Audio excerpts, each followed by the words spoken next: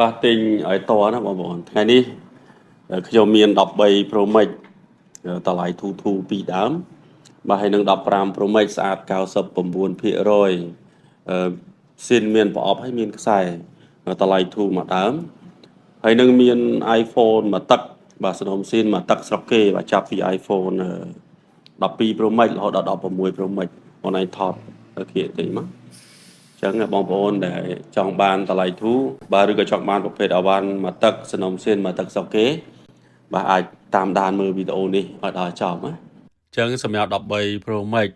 តម្លៃធូរខ្ញុំមានតែ2ដើមនឹងទេហើយអវ៉ាន់មួយទឹកស្រុកគេយើងលក់តម្លៃផ្សេងដូចម្ដើមនេះអញ្ចឹង13 Pro Max 128G តួស៊ីនម៉ាស៊ីនស៊ីនស្កេនណាអវ៉ាន់ ZA SIM 2បាទតួបាន98%កម្រិតភាគរយថ្មស៊ីនថ្មដើមនៅ81ខ្ញុំលក់ជូនបងប្អូនត្រឹមតែ$430ទេបាទមានឆ្នាំងមានស្រោមមាន screen យើងតេស្តស្អាតបងប្អូនដំណើរការមកចប់បាទគាត់តួសឹកតិចតួចបាទបាន98%ហើយបន្ទាប់នេះក៏បាទ13 Pro Max ដូចគ្នាបាទតម្លៃក៏ធូរដែរនឹងឲ្យសឹកខ្នងបាទតួស៊ីនគឺសឹកតិចតិច98%គាត់ថា G យ៉ាងធំបាទ 256G អានេះក៏យើងតេស្តឲ្យស្អាតបងប្អូនហើយបានយើងធានាឲ្យមួយខែធានាឲ្យអេក្រង់ស៊ីនម៉ាស៊ីនស៊ីនមាន scan មកដើមនេះគឺកូដ ZP បាទ C1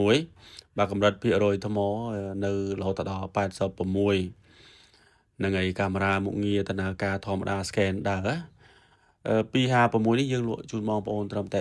$460ទេបាទទូ98%ស៊ីនទាំងអស់ធានាជូនមួយខែពេញបាទក៏មាន15 Pro Max បាទស្អាតខ្លាំង